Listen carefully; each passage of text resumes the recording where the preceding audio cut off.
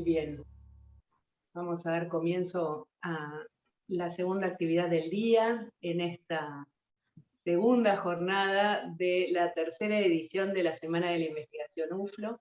Mi nombre es Victoria Jiménez, soy la secretaria de Investigación de la universidad. Junto con Hernán, miembro del equipo, presentamos la actividad que se va a desarrollar a continuación, que es la presentación de los desafíos del diseño gráfico más allá de la uberización del trabajo creativo. Nuestros expositores el día de hoy son Javier Benjo, licenciado en Ciencias de la Comunicación y magíster en Comunicación y Cultura por la UBA, director del proyecto del diseño ante los desafíos de la uberización del trabajo creativo, profesor e investigador de esta Casa de Estudios y de la Universidad de Buenos Aires. Además también nos acompaña la diseñadora gráfica Jimena Durán Prieto, que es diseñadora gráfica y maestranda en Comunicación y Cultura por la Universidad de Buenos Aires, es docente de la UBA y de nuestra Casa de Estudios, y del mismo modo forma parte del equipo que lleva adelante el proyecto de investigación. Los invitamos a que puedan, a lo largo de la exposición, hacer sus preguntas, ya sea por el panel de preguntas y respuestas o por el chat, que retomaríamos al finalizar la exposición. Javier, Jimena, bienvenidos. Gracias. Gracias. Bien, se escucha bien, ¿no? Bien. Nada, para comenzar, antes que nada, comento algunas cuestiones en relación a cómo, aprovechando ya que tenemos bastante tiempo disponible, cosa que no suele ocurrir en otras ocasiones, cosa que también se agradece. Aprovechamos y comento un poco el texto, de dónde proviene, quiénes lo hicimos, y por qué el título que lleva. Con Jimena, con otras profesoras de la carrera, con Valeria Semilla, con Laura Dubrowski, con Romina Ciapponi, pertenecemos a un proyecto de investigación. El primero entiendo que está radicado o generado a partir de docentes de la carrera de diseño gráfico de la UFRO, y este trabajo está abocado a la indagación sobre un fenómeno relativamente reciente en el campo del diseño gráfico, que es lo que se denomina la uberización del diseño. ¿Sí? Perdón que titubee, a veces estoy leyendo intervenciones en el chat. Decía, este fenómeno de la uberización del diseño es la preocupación central de nuestra investigación. Estamos también indagando acerca de algunos efectos de ese fenómeno y también modalidades de resistencia que se puedan presentar a esa forma de vincularse dentro del campo del diseño. Perdón, voy un a... detalle. Sí, sí. En ese sentido, de lo que nosotros contemos, si surge algún caso entre los que están participando y tienen algo para aportarnos, también se agradece, porque en realidad todo esto es una construcción en red. Sí, sí, claro. Digamos, a partir de lo que fuimos indagando, a partir de algunos fenómenos que fuimos viendo y de casos que se fueron presentando durante nuestra investigación, nosotros reelaboramos un poco nuestra investigación, abarcando también algunos fenómenos que en un principio no estaban muy considerados, ¿sí? Vayamos a la cuestión central, al problema de la uberización y a aquello que está, como decíamos, más allá de la uberización, ¿sí? Más allá de la uberización significa precisamente esos aspectos que se nos pasaron de largo en el momento de elaborar el proyecto. Que retomamos ahora porque tienen relación a la cuestión de la uberización, ¿sí? que se empalman con ese fenómeno, veremos un poco de qué modo. Nuestra investigación surge y plantea como una serie de premisas, una de las cuales es cierta idea que da vueltas en el imaginario social actual en relación al diseño, en general a la producción de imágenes con un sentido acotado y previsible, que es un punto central del diseño, y esa idea, esa creencia un poco extendida dentro del imaginario social de esta época, tiene que ver con el hecho de considerar que el diseño es algo que puede hacer en la medida en que están disponibles determinadas herramientas informáticas, casi cualquiera. Esa idea de comunicarnos a través de imágenes, de poder tener a mano dispositivos a través de los cuales generar imágenes que tienen, como decía, un sentido acotado, una previsión en el sentido que le quiere dar el usuario, aquel con quien nos queremos comunicar, implica que sobrevuele un poco a esta época la idea de que todos somos diseñadores, ¿no? Y planteamos que esa significación imaginaria social tiene consecuencias sobre el diseño gráfico en lo que respecta a su aspecto laboral. Esa consecuencia supone que el diseño gráfico se encuentre tensionado entre dos polos. Un polo que, en términos laborales, ¿no? Un polo que conduce a consecuencias profesionales de índole negativa. ¿Sí? En esa consideración social, o a partir de esa consideración social, uno puede ver que el diseño gráfico se debate en esa tensión entre ser postulado como lo que se denomina un bullshit job, o caer en la esfera de la uberización y la precarización. Vamos un poco a ver estos conceptos y luego trabajamos unos casos de cada uno de ellos. El concepto de bullshit job es un concepto acuñado por el antropólogo David Graeber, que muchos tuvo, en un texto que lleva ese título, salió publicado hace un par de años y tuvo bastante repercusión en el campo académico. Y ahí Graeber traza una distinción que es muy relevante para los temas que venimos mencionando, ¿no? Según lo que él plantea, en el ámbito del trabajo, en términos genéricos, no en lo que respecta específicamente al diseño gráfico, uno puede encontrar dos tendencias. La primera se relaciona con los que habitualmente se denominan trabajos basura, ¿no? Que esos se definen porque implican tareas necesarias y beneficiosas para la sociedad, pero que implican también que los trabajadores sean maltratados y están mal pagados. Esa sería como uno de los polos hacia los que puede tender el diseño gráfico a partir de estas consideraciones sobre la creencia en el imaginario social de esta época, es decir, un trabajo precarizado, un trabajo mal pago, ¿sí? Un trabajo con estas consideraciones que luego vamos a profundizar cuando hablemos un poco de la uberización.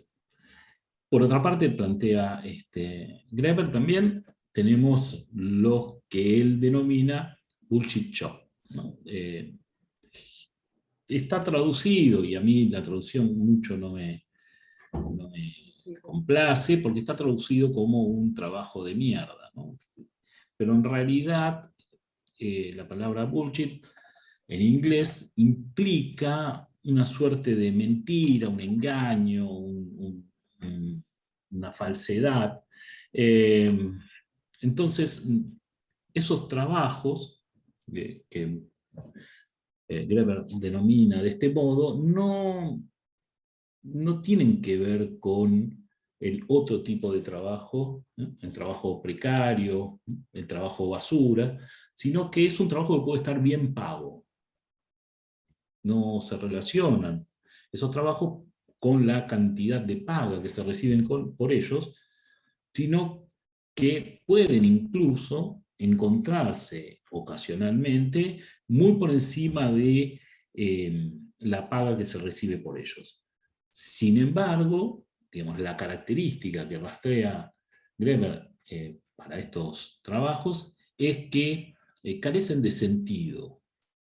Son innecesarios, son perniciosos, ni siquiera el propio trabajador es capaz de justificar la existencia de ese trabajo y se encuentra en una situación de fingir que su trabajo tiene sentido, que es útil, que sirve, para sostenerlo, para mantener su remuneración.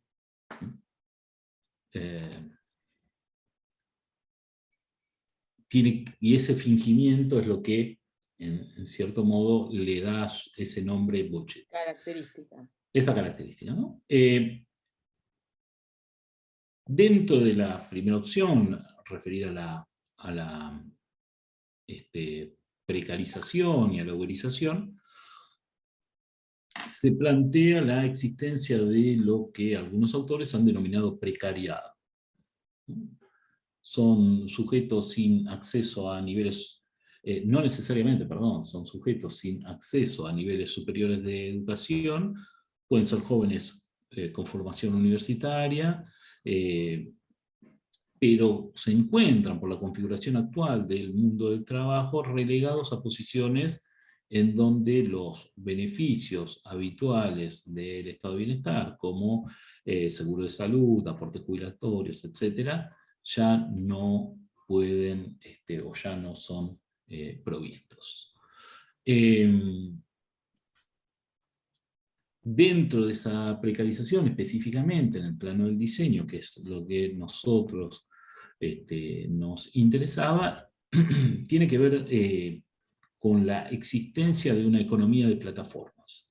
El surgimiento de un capitalismo de plataforma dentro del ámbito del trabajo creativo, el cual forma parte del diseño gráfico, implica que haya una transformación de las relaciones de los vínculos laborales y también de las consecuencias que eso tiene y de los efectos que tiene en la calidad del diseño.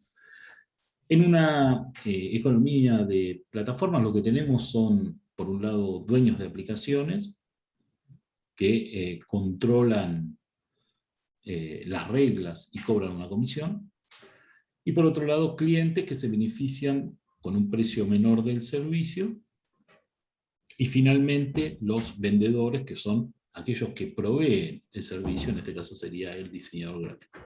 La plataforma lo que hace posible es que diferentes usuarios, consumidores, proveedores de servicios, entren en una relación económica. Y esa dinámica del negocio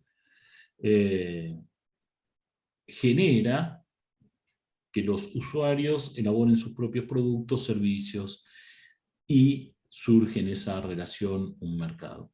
Ese modelo de negocio tiene dos consecuencias notorias, muy fácil de ver, sobre todo en lo que respecta a esta cuestión del trabajo creativo. Por una parte, expandió la provisión de mano de obra a un nivel próximo a lo global, es decir, se puede contratar mano de obra en cualquier parte del mundo, y a la vez se ha reforzado una tendencia del capitalismo actual hacia una baja de salarios, en este caso lograda a través de la competencia entre trabajadores de países más desarrollados y menos desarrollados, o directamente subdesarrollados, por el trabajo ofrecido, es decir, la competencia global hace que, y la competencia ejercida a través de la mediación de estas plataformas, hace que se tienda a una baja de la mano ¿Aporto de los obra números?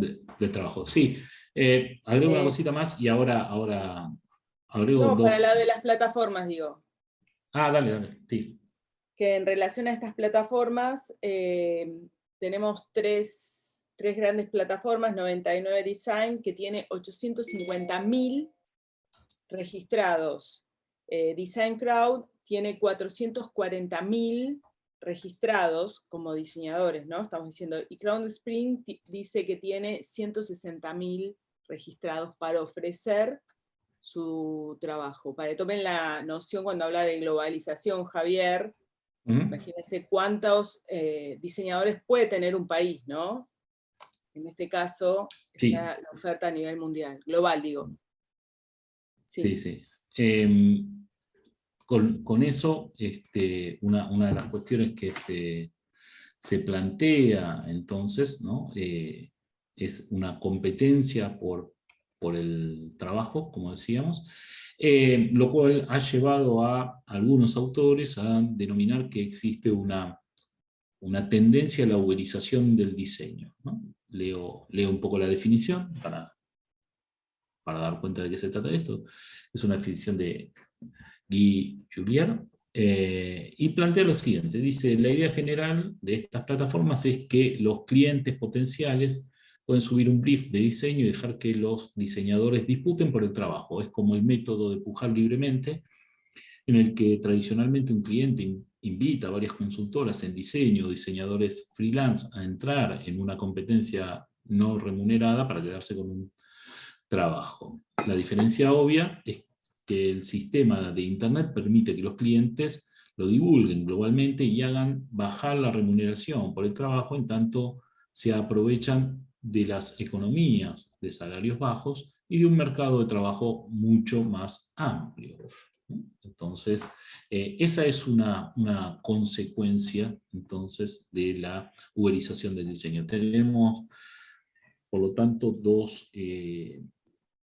estos dos grandes polos organizadores, decía antes, del campo del diseño en su aspecto laboral, que es, por un lado, esa tendencia mucho más masiva, ¿no? Mucho más predominante en términos cuantitativos, en dirección a una uberización como forma de precarización del trabajo, y también la otra tendencia hacia el trabajo, hacia el bullshit job, ¿sí? A ver, Jimena, ¿podés leer algunas cifras acerca de el primer problema, ¿no? El primer problema de la En Gran precarización. Bretaña, en el 2013, se encuentró a 576 trabajadores, del cual el 42,5% decían que los empleadores utilizaban más pasantes. El 58,6%, o sea, más de la mitad, casi el 60%, dicen que las agencias emplean menos profesionales permanentes. Y después, el 85,6%, o sea, cercano al 90%, están diciendo que los clientes esperan más trabajo por menos dinero, como que es lo habitual, ¿no? Este es el ejemplo de Gran Bretaña. Lo que pasa a nivel local, se hizo una encuesta y se estaba preguntando a los diseñadores qué diseñador tiene, pues, se está viviendo con un trabajo, digamos, un trabajo o un proyecto. Y solamente 1/3 de los encuestados decían que estaban viviendo con un proyecto o un trabajo. El 10% ya dice que necesita 4 trabajos, 4 proyectos al menos. Y otro 15%, o sea, en total sería un 25%, dice que necesita entre 5 y más proyectos o trabajos para poder sostenerse laboralmente, ¿no? O sea, llegar a fin de mes. otro detalle dice que hay un tercio que al menos trabaja más de 40 horas, estamos hablando de una sobreocupación. Y se identifica que la franja entre 25 y 35 años, 26 y 35, es la franja que más trabaja.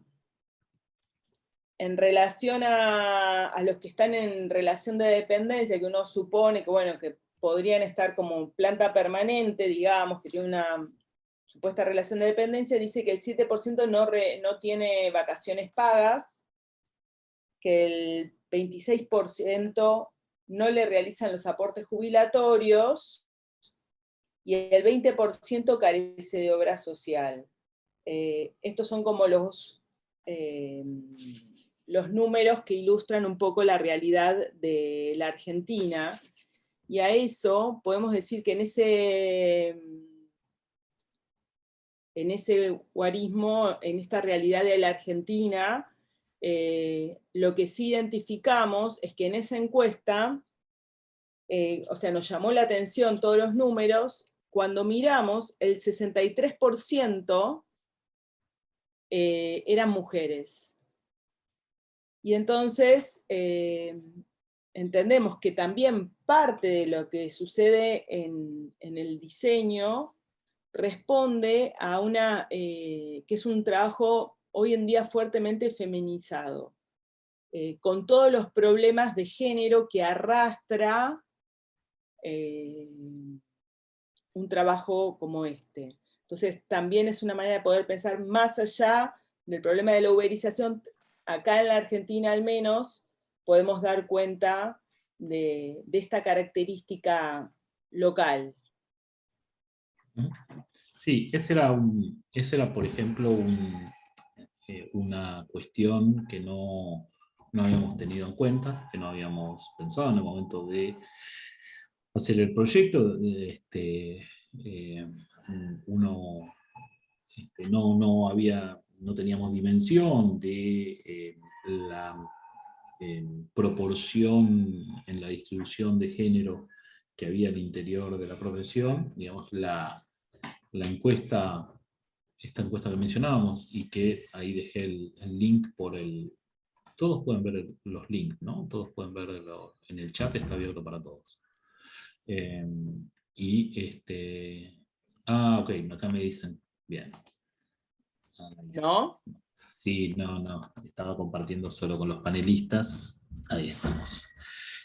Ahora sí, ahí dejé el link por el chat, ahora sí creo que están para todos, y ahí pueden ver los resultados totales de la encuesta. Y digo, cuando nosotros elaboramos la investigación, esta encuesta, los resultados por lo menos no estaban hechos públicos, y a la medida en que se hicieron públicos, pudimos dar cuenta de un problema que había pasado por debajo de nuestra percepción, que es el alto grado de feminización que comentaba Jimena antes, y las consecuencias en general. Las profesiones feminizadas tienden a estar peor pagas, en que ejercen peores condiciones que aquellas en las que los hombres son mayoría, bueno, por cuestiones que son largas de explicar, pero que tienen que ver con cierta ejercicio de la dominación masculina, digamos. Se expresa también ahí, y hay digamos, no solo las diseñadoras ganan menos, las mujeres ganan menos que los hombres, sino que en general una profesión feminizada tiende a estar peor remunerada que una que no está. Bien, en relación a todo esto, entonces, trabajamos después de establecer estas polaridades, trabajamos sobre dos casos en concreto. En realidad, luego terminaron siendo tres.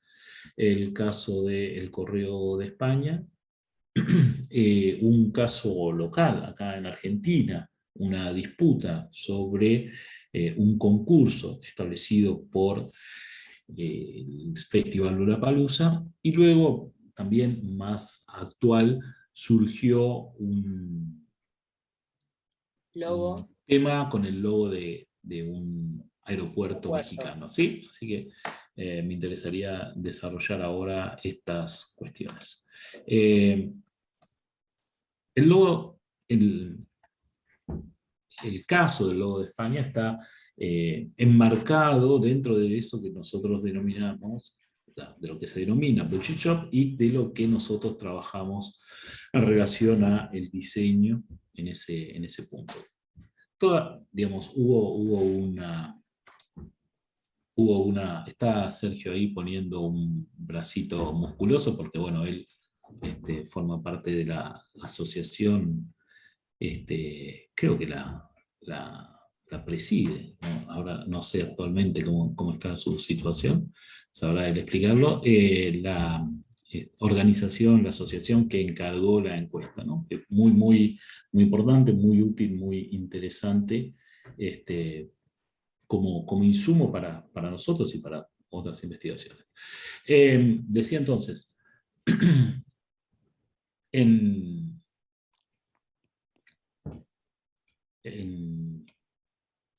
el caso del correo de caso de España. bien, sí, estaba acordándome el año en el verano, correo. el verano europeo de 2019,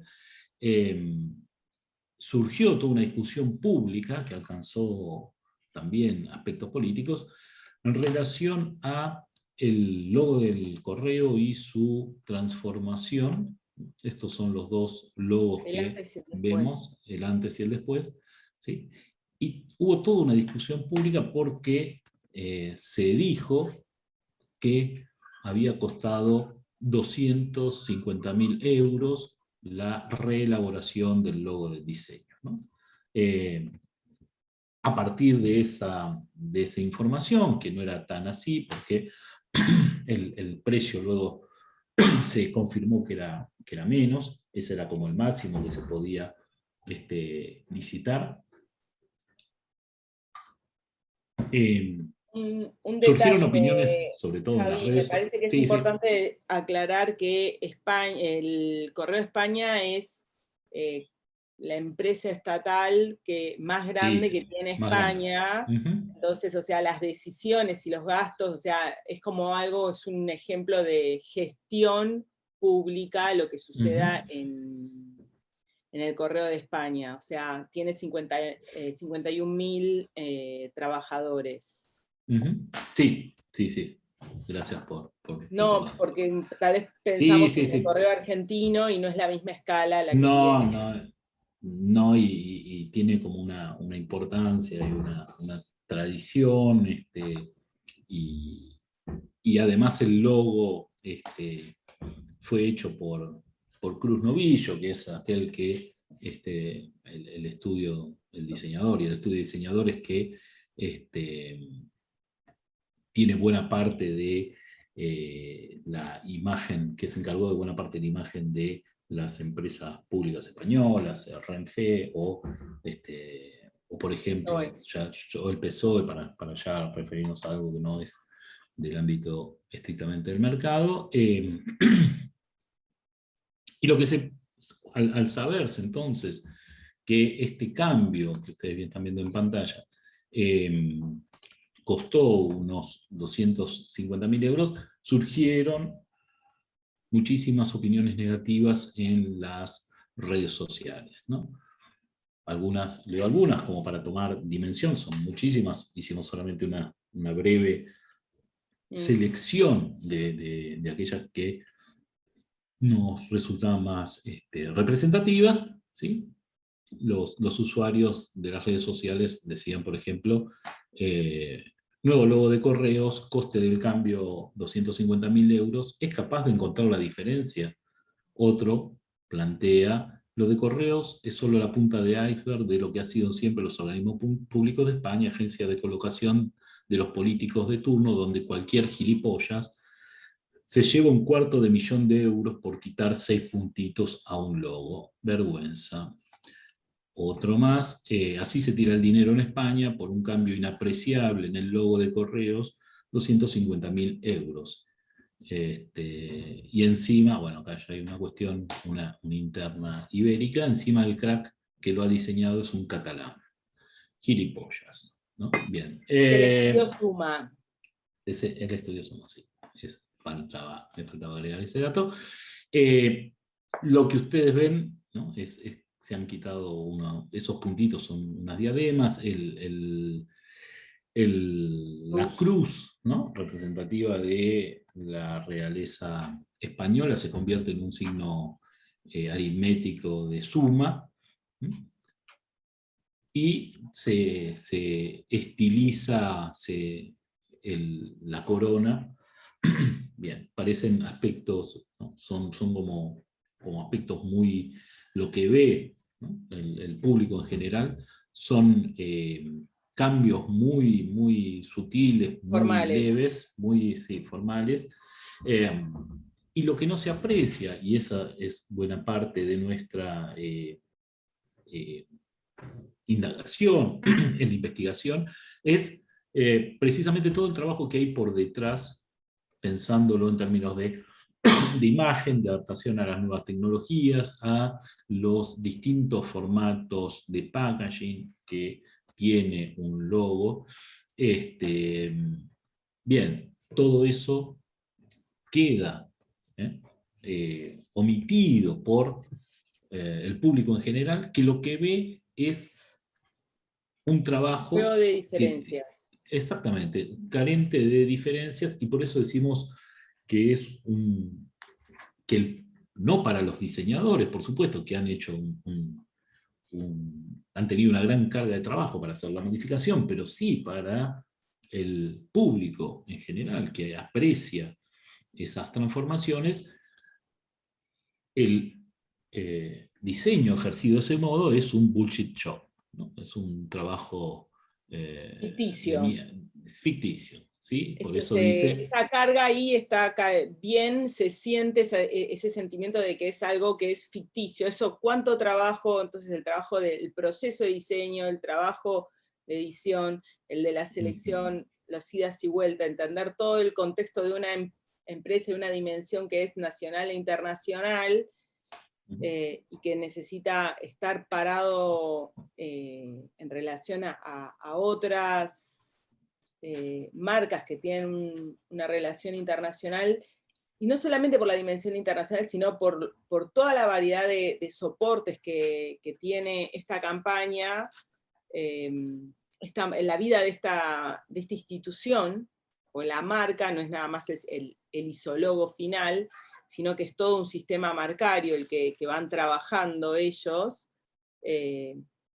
lo reducen a donde se ve más que es esta diferencia formal de identifique los cambios, ¿no? los detalles. Sí, aparece ahí como que hay alguien, los diseñadores son gente que se han aprovechado, y los políticos que han pagado ese trabajo son gente que se han dejado aprovechar con algún tipo de complicidad. Entre ambos se ha gestado esa suerte de estafa, según lo que estipulan esta opinión preponderante sobre ese trabajo, ¿no? Es una suerte de fraude, porque lo que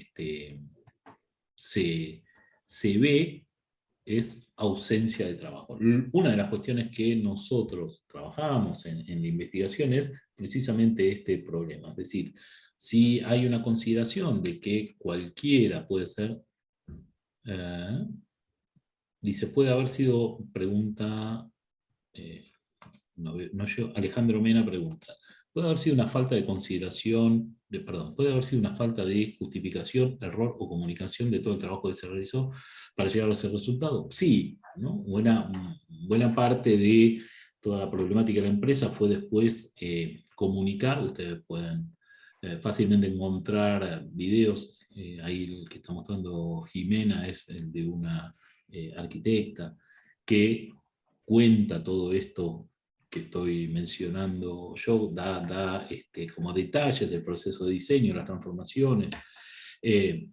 Sí, efectivamente puede puede haber habido algún error de esa índole. Lo cierto es que para el público en general es difícil de apreciar que esas transformaciones formales requieran una gran carga de trabajo. En tanto, el diseño, ¿no? Hay otros de los comentarios, también, no era uno de los comentarios que finalmente quedaron, pero uno de los que estaban dando vueltas es, bueno, pero esto lo hago yo por mucho menos plata, por 100.000 euros yo lo hago, o si vale 250.000 euros sacar cada puntito, le están cobrando 50.000 euros Claro, hacen la por evaluación diadema. Claro, por dot, por punto, y claro, cuánto cuesta sacar cada punto. claro. Tal vez el tema acá en relación a eso, este video trata como de hacer esa respuesta, de dar cuenta de ese proceso, ¿sí? O sea, acá nosotros hicimos una selección de lo que es la presentación de esta marca, de este nuevo logo, pero también está, y es una respuesta de como de la empresa más que nada, y de Correos, dando cuenta de qué significó, cuál es el impacto de cómo será, o sea, que se está diseñando de acá 5 años, de acá 10 años, o sea, de pensar que se está diseñando no solo para hoy, sino para mañana, pasado y pasado, entendiendo el crecimiento de la tecnología, no solamente los problemas de lo responsive. Lo interesante es que también tienen que apelar a una youtuber, a esta arquitecta o diseñadora, no, vos confirmás que es arquitecta, Javi. Creo que sabía el caso. Sí, creo que sabía el caso. Que da cuenta de las cuestiones que no es nada más una cuestión formal, y que esa cuestión formal implica un montón de decisiones previas que impactan en lo formal, que bueno, hay una reducción, como un adelgazamiento de que la pieza final, y eso lo sufrimos todos los diseñadores, obnubila esta cuestión del fetiche, ¿no? Anula toda la cuestión de el concepto de proceso, de diseño, que queda como lavado detrás ¿cómo se llama? Del final. Incluso en educación agrego un detalle que se llama recaída en la inmediatez, que es cuando uno hace todo un proceso de aprendizaje, cuando lo aprendió, pero esto es así. Y el ejemplo que se da es que cuando uno tiene un accidente y tiene que volver a aprender a caminar, no, empieza a ponderar lo que es aprender a caminar, algo que cuando de pequeño llevó tanto tiempo. Bueno, un proceso de diseño, nosotros que somos diseñadores, entendemos los tiempos, etcétera, o incluso hasta a veces tenemos que hacer mea culpa de lo que subestimamos ese trabajo. Aprenderlo o trabajarlo, bueno, creo que está acá, estamos dando cuenta un poco de esa tensión y esa mirada que no es nada más propia de los diseñadores, sino que hay un concepto, y más con esta cuestión de todos podemos ser diseñadores en los contextos no solamente del capitalismo de plataformas, sino de lo que permiten las nuevas tecnologías en este giro pictórico del cual estamos planteando como primer contexto, que fue el primer contexto que nosotros planteamos, en el cual se estaba dando el diseño su vida, ¿no? En este giro pictórico donde la inmediatez de la fotografía, los filtros, etcétera, etcétera, están a la mano, y todos se sienten diseñadores o capaces de que todos puedan diseñar, no quiere decir que todos sean diseñadores. Eso es lo que me termina generalmente diciendo Javier como respuesta, ¿no? Sí, ahí digamos, para continuar con la cuestión,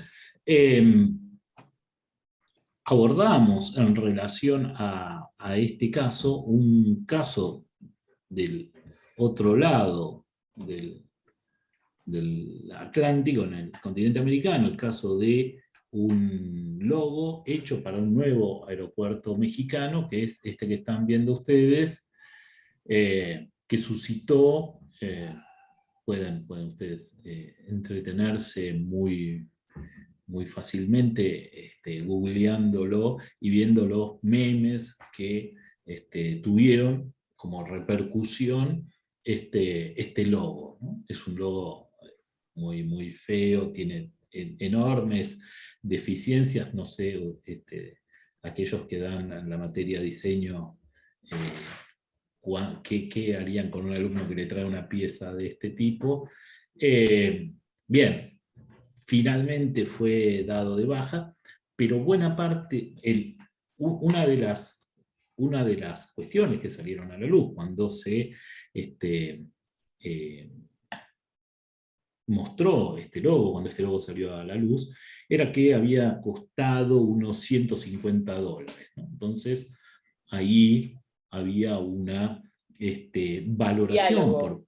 sí, claro, una contraposición respecto de lo que había costado la modificación del logo de Correo de España, y dentro de el ámbito mexicano, algunos hicieron referencia a, bueno, pero para tener un buen logo hay que gastar, hubieran gastado lo que, un poco más, mucho más, como se hizo en el caso de Correos de España, porque, digamos, un mal logo tiene estas consecuencias en donde vemos, hago una referencia, todos se preguntarán qué hace un mamut en un aeropuerto, ¿sí? Esa es una pregunta que todos nos hacemos, claro. Bien, la explicación que se da es que durante los trabajos de excavación para realizar el aeropuerto, las pistas, lo que se encontraron fueron restos de mamut, por eso la presencia del mamut ahí a punto de ser atropellado por un avión que también está a punto de impactar la torre de control. ¿Sí? Todo es muy, muy precario en términos de diseño. Generó muchas reacciones negativas, y como les decía, produjo, ahí sí, una valoración del trabajo que se había hecho en España en relación a el logo de Correos de España. Habría que ver si se hubieran enterado que se hubieran gastado 200.000 euros, cuál hubiera sido la reacción de la opinión pública, pero bien, en principio dice, más que una marca es una novela gráfica, ponen acá. Sí, es como... Sí, bien. tiene esta compilación del trabajo de síntesis, está hablando de que no hay solamente, o sea, si quieren, operación de síntesis, como se hace en los talleres de morfología y de diseño, hay una operación porque el mamut está sintetizado formalmente, no hay una síntesis retórica, narrativa, por eso están hablando de esta cuestión de la novela. Cuando leímos esta cuestión del mamut, yo inmediatamente dije, bueno, seguramente uno de los bocetos en el proceso fue tratar de hacer de que el mamut tenga alas como avión, o sea, en mi cabeza empezaron como, no pusimos los memes para no desviarnos, pero uno no deja de pensar en el abanico de posibilidades y la imposibilidad de tomar decisiones que tiene este diseñador, diseñadora, grupo de diseñadores, o sea, no se sabe quién lo hizo, por supuesto que el equipo, el grupo, la persona que lo hizo, no creo que lo vaya a poner en su portfolio, pero bueno, el tema de lo formal meramente, si pensamos en lo formal acá y en lo formal acá, por más que el punto de partida haya sido todo esto, generalmente es uno de nuestros trabajos, y cuando uno le dice a los estudiantes de diseño que el diseño se nota cuando está mal, cuando, como en un vestido, cuando algo está como mal cosido, mal armado, algo está mal puesto, se nota la falla, o sea, y cuando se naturaliza, cuando parece que está todo como que es obvio, generalmente es cuando el diseño está siendo un buen operador dentro de su trabajo. Entonces, es un tema, en este contexto, la propia operatoria del diseño, si funciona bien cuando no se nota, cómo hacemos visible el propio trabajo, ¿no? que cuando suceden estas cosas, espero que a ningún colega le suceda algo como esto. No, para eso estuvo. Pero bueno, digamos, lo que nos interesa, más allá de las cuestiones formales, es que hay una capacidad del público en general de ver las deficiencias del diseño y de valorar cuando, como decíamos, se nota las malas decisiones del diseño. Sin embargo, fueron desde el sector político que encargó este trabajo, fue defendido diciendo, bueno, pero miren ustedes, nos salió solamente $150. Quiero decir, ahí aparece una primera cuestión. Entonces, en relación a cómo se entiende el diseño, también cómo se pareciera que en ese mismo discurso que defiende estas piezas gráficas, la polaridad está presente, es decir, o ustedes quieren un trabajo muy bien pago, pero que no amerita ese pago, como en el caso de España, o lo que tenemos es, por una paga mínima, este resultado, ¿no? Esas serían como las opciones que presenta, las dicotomías que se presentan dentro del discurso, en este caso, de los que defienden este logo en México. Me interesaría pasar entonces ahora al siguiente caso, que tiene que ver específicamente con el tema de un caso local. En el mismo año, ¿sí? En el mismo año hubo un concurso por parte del festival Lollapalooza, todos más o menos lo conocen. Es un festival que convoca 300.000 personas más o menos todos los años, con lo cual tiene un presupuesto y una capacidad de pago bastante abultada, y se estableció una convocatoria para un afiche promocional en el 2019, para el afiche promocional de lo que iba a ser el festival del año siguiente, y establecía como premio ser el autor del afiche oficial de Lollapalooza 2020, 2 abonos VIP para el festival Lollapalooza 2020, un pack de merchandising oficial, un meet and greet y 10 pósters impresos. Se anunciaba también que se imprimirían 500 copias del diseño ganador para su puesta en venta. Bien, frente a ese caso extremo de precarización, de lógica de la precarización a partir de lo que se postula como un concurso, surgió una reacción por parte de agrupaciones de diseñadores gráficos y de dibujantes, ¿sí? La Red Federal de Diseño y Comunicación Visual y la Asociación de Dibujantes Argentinos, llamaron a boicotear el concurso, ¿no? De una parte del comunicado, dicen la Red Federal de Diseño y Comunicación Visual y ADA, dicen: tomamos este caso como ejemplo para empezar a concientizar al colectivo integrado por dibujantes, ilustradores, diseñadores y artistas gráficos en general, e invitamos al resto de la sociedad a hacer lo mismo y compartir nuestro reclamo. Insistimos y volvemos a sugerir no participar y manifestar disconformidad compartiendo nuestra publicación, así como debatir y reflexionar sobre este tipo de convocatorias que no solo plantean un abuso laboral, sino que violan la ley misma de los derechos de autor, ¿no? Es un caso extremo de valorización de que, bueno, como en un concurso abierto, que cualquiera, no hay que presentar ningún tipo de antecedentes para presentarse, y ¿no? La competencia es es muy grande, puede llegar a ser muy grande entre aquellos que se postulan, y la recompensa es muy menor en términos de lo que representa como gasto para un festival de esas dimensiones. Hubo entonces tuvo bastante repercusión la declaración de la red ideada.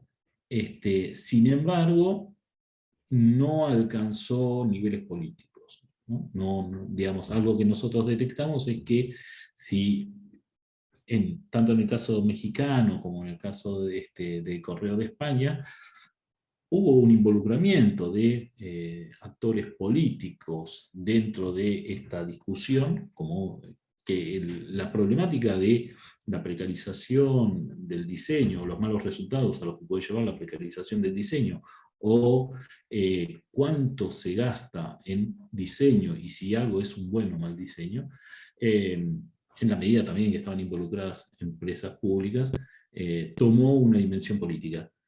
En este caso, lo que nosotros vemos es que, si bien tuvo repercusión en las redes sociales, no es ese nivel de involucramiento político respecto de la dinámica que adopta la práctica del diseño, no ocurrió, ¿no? Eh, hay efectos, cuando hay un involucramiento de actores políticos, puede llegar a haber efectos en términos de transformaciones de los vínculos y las posibilidades para la participación de la creación de diseño, sobre todo en lo que tiene que ver con empresas del ámbito público. Comentamos un poco un ejemplo relativamente reciente, ocurrido también en España, en donde la creación del logo para el centenario del subte de Madrid generó también malestar entre los diseñadores ibéricos, un poco por una situación de abuso que se presentaba similar a esta que estamos comentando ahora. Sin embargo, luego hubo una transformación en las condiciones a partir de la instalación de un acuerdo marco de creatividad y diseño gráfico por parte del Ayuntamiento de Madrid, que establece parámetros para que, en los que se intenta al menos, habrá que ver luego si eso ocurre o no, establecer una bolsa de proveedores de servicio para el municipio en lo que respecta a diseño, ¿no? Con lo cual se evita estas situaciones. Una cuestión a retomar, ¿sí? Quisiera volver sobre el ejemplo del caso mexicano, porque, y acá me interesaría ver si, bueno, no importa. ¿Querés que deje de compartir y...? No, lo mando por el chat. No, dejo de compartir. Dejo de compartir, compartilo vos. Bueno.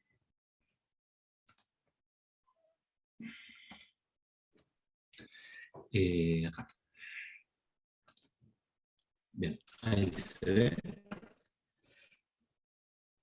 Bien, a raíz de lo que ocurrió con el logo en México, un empresario que había sido subsecretario de Turismo o algo por el estilo, un empresario mexicano, hizo un concurso extraoficial para mostrar que había capacidad dentro de México, y estaba abierto, entiendo, a América Latina el concurso, para mostrar que se podían hacer logos mejores, ¿sí? Entonces, en ese concurso extraoficial hubo una serie de ganadores. La cuestión que me interesa en relación a esto, si lo puedo, bueno,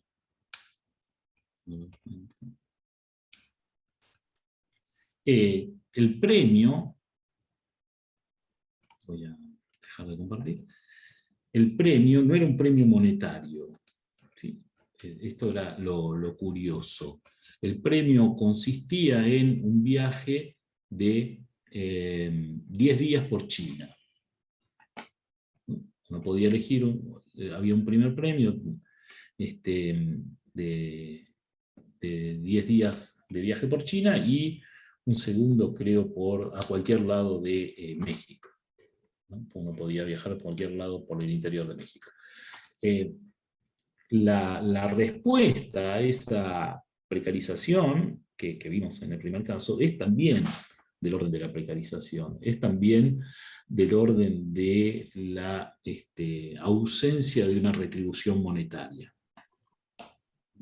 ¿Sí? No va a pagar el diseñador las cuentas el día a día con un viaje a Pekín, ¿no? Es como un modo de retribución que también habla de incluso aquellos que postulan una valoración del diseño, le dan un lugar que no lo hace retribuible en dinero constante y sonante, ¿sí? Sino a través de estas especies.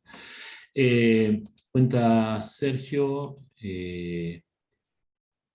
era un poco lo que mencionaban, lo leo para todos. Con lo de Lollapalooza hubo una repercusión inédita en redes de solidarización y de empatía colectiva a partir de la movida de ADA a la que nos sumamos las entidades de la red federal, que no tiene precedente, pero es muy cierto que no hubo un correlato político ni acuso de recibo oficial por parte de la organización. Es más, no nos consta que se haya dado de baja el concurso. Algo similar pasó con, a lo de Lollapalooza, pasó con Jackie Smith, la marca de indumentaria femenina, que también propuso algo especulativo para reclutar diseñadores. Bien. Bueno, a mí me parece que es un error de los diseñadores el tema de la dimensión institucional. Creo que cuando hay cuestiones institucionales, también creo que hay otras patas, además de las organizaciones, tal vez no sé, yo pienso en nosotros mismos como UFLO, la UBA, o sea, me parece que hay como una inocencia de parte nuestra de entender determinadas cuestiones, que bueno, hay cuestiones que suceden por varias capas, y que la dimensión institucional existe, y es a través de esa que uno tiene que poder estar operando, que bueno, creo que es un trabajo de aprendizaje que tenemos que realizar en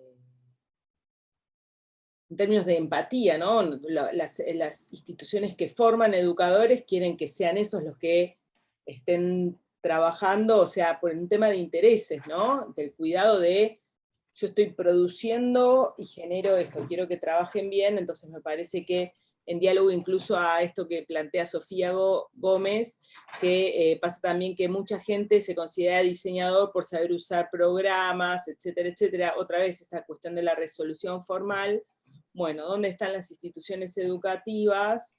¿Y qué vínculos hay entre todo esto, ¿no? Para que cuando suceden cosas así, por lo menos en la Argentina, podamos cuidarnos entre todos, ya que no hay un marco de una regulación estatal, como sucede en España, y que a fuerza de estas cuestiones, nada. Pero bueno, me parece que también, además de esta cuestión de lo institucional, pasa por, bueno, formación, etcétera, desde dónde nos paramos nosotros los propios diseñadores también. Creo que hay varias cosas para atender, y el trabajo de investigación hace eso, es dar cuenta de cosas para poder tomar decisiones al respecto, ¿no? Sí, a ver, digamos, todo esto es como una dinámica muy novedosa. Entiendo que hay disputas que se dan en relación a sobre todo disputas que tienen, bueno, disputas que tienen que ver con lo económico, con generar condiciones que hagan que el ejercicio del trabajo del diseño se den en mejores condiciones, pero también una disputa en el orden de lo simbólico que tiene que ver con más complicada, directamente está directamente ligada a la anterior, una disputa en términos de lo simbólico de quebrar esa idea de que cualquiera puede diseñar en la medida en que, digamos, tenemos una facilidad y una capacidad actual de comunicarnos a través de imágenes, y eso se traslada inmediatamente a la capacidad de producir diseño. Bien, producir diseño es otra cosa, tiene su complejidad, incluso cuando no sea visible a simple vista, detrás de las piezas de diseño, sobre todo, como mencionábamos, cuando no se nota tal vez es cuando más diseño hay, y cuando hay un mal diseño, como en el caso que mostraba del logo del aeropuerto mexicano, bueno, es notorio y genera repercusiones públicas también. Es decir, hay como en principio como una materia prima sobre la cual trabajar y revertir esa creencia extendida. Hay una noción de cuándo hay un mal diseño que es bastante extendida también, a la par de esa idea de que cualquiera puede hacer diseño. Bien, cuando aparece un mal diseño también es notorio, también es objeto de burla, también es materia de discusión, no pasa inadvertido un mal diseño, sobre todo cuando está referido a cuestiones del ámbito público. Entonces ahí hay como un elemento sobre el cual desplegar también esa lucha en contra de el plano simbólico de la idea de que cualquiera puede hacer diseño. Bien, eso era un poco lo que teníamos para exponer, para compartir con ustedes. Digamos, hay parte de la investigación también que tiene que ver con ver de qué modo los diseñadores, como modo de resistencia o de contrarrestar estos discursos en torno al diseño, exhiben su propio trabajo, exhiben los procesos de trabajo que llevan a la obtención final de una forma. Bien, eso también es parte de nuestra investigación en un momento posterior, ¿no? Es un poco a lo que estamos ahora. Sí, o sea, lo que se viene, y que algo empezamos ya a trabajar el año pasado, pero no le focalizamos, sino que estuvimos más entendiendo esta cuestión del soporte, todo lo que estaba pasando, que nos permitió también identificar esta cuestión de la escena local, a diferencia, o sea, las características de la escena local con respecto a la global. También estamos abocados no solamente a eso, bueno, ahora tenemos esta nueva variable, ¿no?, de la escena local. Nos estábamos focalizados en ver qué pasa con el tema del proceso de diseño en tanto dador de peso específico. Eso es lo que fuimos encontrando en diversas sitios, diversos lugares, diferentes formas de dar cuenta de este proceso, y que no es meramente formal. Si quieren, en la web tal vez abunda un poco más eso, pero bueno, también están las líneas de lo académico, etcétera, etcétera, que dan cuenta de otros pasos. Pero bueno, esto será un poco lo que vendrá a ser retrabajado a puerta siguiente. También, bueno, nos interesa un tema de cuando uno lo expone, es para que te vengan y te digan, nos parece que también hay otros lugares desde donde se va legitimando el diseño, donde va trabajando, para dar cuenta del peso específico de los lugares de decisión, ¿no? Y sí somos conscientes, por ejemplo, hay un libro que recomendamos a todos, que se llama Cuando todos diseñan, de Ezio Mancini, que habla de un diseño difuso y diseño experto. Es una discusión que hoy en día está, o sea, nosotros no negamos la realidad de que estamos en un contexto cuando se dice cuando todos diseñan. En realidad, cuando todos podrían diseñar, no quiere decir que todos tengan la capacidad de diseñar. Incluso podemos verlo en el caso de este mexicano, y que hasta los mismos políticos no supieron reconocer, aunque Javi tenga la voluntad de decir, la gente identifica, pero creo que en este abanico del diseño difuso, por un lado, y el diseño experto, que es aquel que está con una formación específica, con determinados know-how, en ese abanico también dónde se para el diseño y cómo se legitima los propios quehaceres, ¿no? A veces muchos productos son pequeñas diferencias o pequeños aportes que hacen a una diferencia, pero esa diferencia en algunas cuestiones, bueno, pueden costar bastante dinero, otras no, pero bueno, iremos encontrando casos y cosas que vayan abriendo posibilidades y den pautas, por un lado a los diseñadores y a los formadores en diseño. Muchas gracias, Jimena, Javier.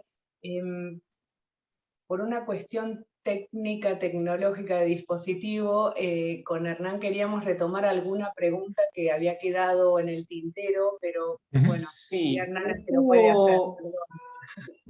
Hugo, recuerdo más que nada, no sé si era una pregunta, me parece que era un comentario, pero como a mí en un momento se me fue la conexión, digamos, yo estaba como hospedador, volví a entrar y esa pregunta a mí ya no me aparece. Pero me parece que hablaba algo sobre un caso de España, me parece. Otro caso, además del de correo. Me parece que era algo referido a lo que habían comentado ustedes. No sé si quien la realizó la puede volver a realizar. Me parece que era más un comentario que una pregunta. Acá sí hay una que es última que la realizó Alejandro Mena, que dice: ¿la colegiatura de los diseñadores ayudaría a la legitimación y regulación del rubro? ¿Cuál es su opinión? No sé si exactamente una colegiatura, porque siempre en términos del orden, digamos, en tanto el diseño es algo del ámbito de la comunicación y la comunicación es un derecho humano, bien, esas colegiaturas, esas restricciones, como si fuera una sociedad de arquitectos, un colegio médico, implican ciertos roces con algunas problemáticas de términos de, como decía, de derechos. Pero evidentemente me parece que no importa. Digo lo que me parece, sin haber indagado demasiado en la cuestión. Me parece que cuando se obtienen resultados es cuando hay más allá de la especificidad del modo en que se da el agrupamiento, evidentemente me parece que pasa por algún tipo de decisión colectiva, digamos, sí, porque en el plano de lo individual lo que hay es una búsqueda de competencia, de instalarse dentro del mercado que va en contra de los propios intereses porque genera esa competitividad, degrada por las condiciones que estamos mencionando, degrada la propia actividad. Entonces, cuanto más individual sea la intención de destacarse, de posicionarse, más difícil va a ser que las condiciones mejoren, ¿no? Me parece que más allá de cómo se dé algún tipo de agrupamiento, por eso dice Sergio acá, la colegiatura no solo no resuelve ninguno de estos problemas, es más, quizás hasta los profundice. Creo que no sé también... un tema de incumbencias, que me parece que cuando uno hace una colegiatura y todas estas cuestiones, el tema de las incumbencias, cuando la praxis, no sé, acá tendríamos que tenerla, algún abogado, vos Victoria no tenés formación en abogacía, ¿no? Pero cuando la práctica sobrepasa la norma, no me acuerdo, tiene un nombre, me parece que haga cualquier tipo de normas, entiendo que uno pueda llegar a estar normando, pero hay no sé, es como que Blockbuster trate de decir que, bueno, que no queremos que esté Netflix. Por ahí lo estoy hablando en una reducción técnica, pero en realidad hay una cuestión técnica y social, y que me parece que nos pide que seamos más inteligentes, nos pide que reconozcamos esto, por ejemplo, el escenario de Enzo Mancini, que habla sobre el diseño difuso y el diseño experto, cuando uno va, si es por eso, no va a suceder como en la arquitectura, que algo se cae, pero tenés el tema del maestro mayor de obra, hasta llegar al arquitecto, ¿no? Esta cuestión de la gradación. No digo que no sea, Alejandro, algo para pensar en términos de incumbencias y especificidades, pero creo que es la práctica la que nos está invitando a repensarnos y a aprender y a estar en tensión y reconocer cuáles son nuestras especificidades.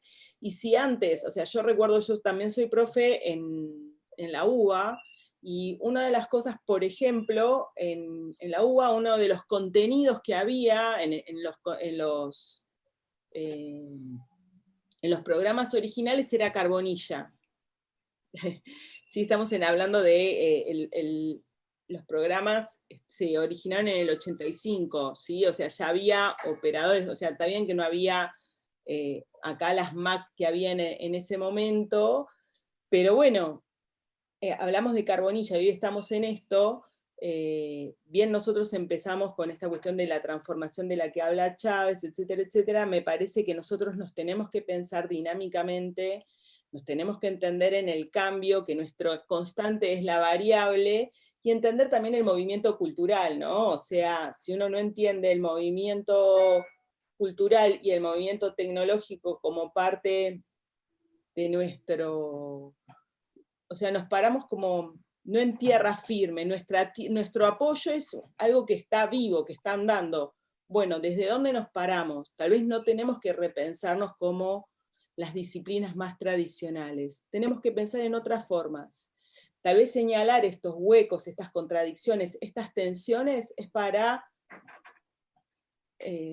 revernos, ¿entendés? O sea, volver a pensarnos, aprender y tal vez es algo que tienen que reconsiderar los programas propios de las carreras de diseño, de las licenciaturas, de las tecnicaturas, no sé, lo tiro desde ese lugar. Veces los Sí. colegios de profesionales justamente aparecen para poder regular de alguna manera, poner en pie de igualdad la forma en la que se dictan las carreras, cuáles son las incumbencias, cuáles son los perfiles de profesionales que de esas carreras deben surgir. Lo que está bueno de escucharlos es imaginarse que puedan existir ese tipo de instituciones que en algún punto, o por lo menos en su origen, vienen para defender un poco, porque son celosos de lo que hace la profesión, pero bueno, partiendo de la defensa de los derechos profesionales de las personas que forman parte de ese colegio. Luego, sí, por supuesto, estamos en el siglo XXI, diseño gráfico, diseño en general, es una de las carreras que más conocemos por su dinamismo. Hay que amacarse en ver que ese formato respete la dinámica de la profesión, los cambios, las fluctuaciones de la profesión, pero en rigor, cuando uno piensa en esos colegios, sí, los piensa como, bueno, como rigurosos, como estáticos, como antiguos, pero en algún momento fueron necesarios. Sí, Y digamos, y frente a este tipo de problemáticas, por ahí no se me ocurre otro formato, o sea, como otra manera de salir de poder defenderse si llegamos a este punto. perdón, era un aporte porque me preguntabas, no soy abogada, pero bueno, existen los colegios de profesionales en muchas disciplinas, y ahí me di cuenta que esa dinámica que en esa dinámica podría existir un colegio de profesionales o alguien que se dedique a eso. Bien, Perdón, acá, retomo la pregunta que hizo Sergio, que a mí me había desaparecido y bueno, gentilmente la volvió a colgar. El comentario en realidad dice, convengamos que, más allá de que pueda ser obsceno el valor, lo que cuesta 2.500 euros, 250.000 euros, no es exclusivamente el logo o marca. Ese tipo de trabajos es muy complejo y los valores implican la elaboración de un programa integral de diseño.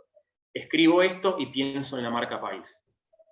no, sí, eso bueno, creo que digamos, nuestra exposición dejó en claro eso, ¿no? Que hay detrás un trabajo que no es perceptible a simple vista, que por ende no es valorado por un montón de motivos que nosotros tratamos de exponer a lo largo de nuestra presentación. ¿Sí? Porque se piensa que cualquiera lo puede hacer, porque el resultado visual que uno tiene aparecen como una suerte de mínimas modificaciones, porque no se evalúa, porque aquel que finalmente se convierte en usuario de la forma no evalúa todas las variables que tuvo que tener en cuenta aquel que la produjo por los múltiples formatos, que aquel que percibe esa forma en un momento dado ignora respecto de la multiplicidad de formatos a través de los cuales circula, bueno, ese logo, bueno, miles de cosas que creo que quedaron un poco, espero que hayan quedado un poco en claro a partir de nuestra exposición. Sí, ¿Sí? no queremos hacer una enseñanza de branding, ¿sí? O sea, porque no vamos a estar dando todas las variables de un programa integral de diseño, ¿sí? Y además entendemos que hoy en día el diseño se juega de una manera, más allá de que pueda haber entender una cuestión general de una metodología y de abordajes, siempre estamos hablando de un diseño situado, ¿no? Y sin embargo, en cada diseño situado hay algo de lo específico, que tiene que estar jugándose, y por eso no podemos hablar de, aunque hay una voluntad de un diseño universal, de que es siempre lo mismo, porque no es lo mismo, aunque hay resultantes como el tema de la operación de un isologotipo, ¿no? Un isologotipo parecía como que, bueno, siempre son las mismas leyes, pero desde la parte constructiva, desde la parte proyectual, sabemos que se juegan un montón de diferentes variables en cada uno de los programas desde los cuales emerge un sistema de identidad en este caso, como podría ser cualquier otro emergente del diseño, que incluso a veces son acciones de diseño y que no es algo visible. Y sin embargo, no deja de ser una acción de comunicación visual, performática. O sea, hoy en día los soportes del diseño no solamente son el trazo, la parte del grafo. Entonces, en esas tensiones es donde se produce nuestro quehacer. Es en este escenario también. Yo como formadora e investigadora no puedo dejar de pensar en cómo enseñamos y qué enseñamos, y creo que cada uno tendríamos que pensar de qué manera poder hacer un aporte desde estos lugares. Y bueno, no creo que la solución, o no es la solución, la respuesta apropiada no creo que sea una sola, y no creo que la construya uno solo. Nosotros hacemos un aporte para, entre todos, de manera colectiva y colaborativa, podamos repensarnos como disciplina, revernos, y bueno, y crecer, cuidarnos, cuidar también, o sea, porque ese trabajo de México habla muy mal de nosotros. O sea, no, cuando hay malos trabajos de diseño, habla mal de nosotros los diseñadores. Entonces nos hace mal, es como la mala praxis médica hace ver mal, un particular hace ver bien a todos o hace ver mal a todos. Bueno, me parece que en ese lugar es el cuidado de todos, y que también podamos vivir de esto que nos gusta hacer, y que creemos que hace un buen impacto a la sociedad. Bueno, les agradecemos No, gracias a ustedes al expositor y a la expositora, y también un público muy, muy activo, ahí con las preguntas, las inquietudes. Y bueno, en el chat está colgada la grilla de la semana de investigación, del resto de las actividades, así que invitamos a que se sumen. Bueno, Jimena, gracias a ustedes, Javier. Gracias por el tiempo, sobre todo no es habitual disponer de tanto tiempo para poder exponer relajadamente cosas que a veces son un poco complejas y no se terminan de entender cuando se acota mucho el lapso que nos da. Así que les agradecemos a todos los que estuvieron presentes, y seguramente nos estaremos viendo en alguna otra oportunidad. Sí. Hasta luego. Muchas gracias. Chao. Chao. Gracias, hasta luego.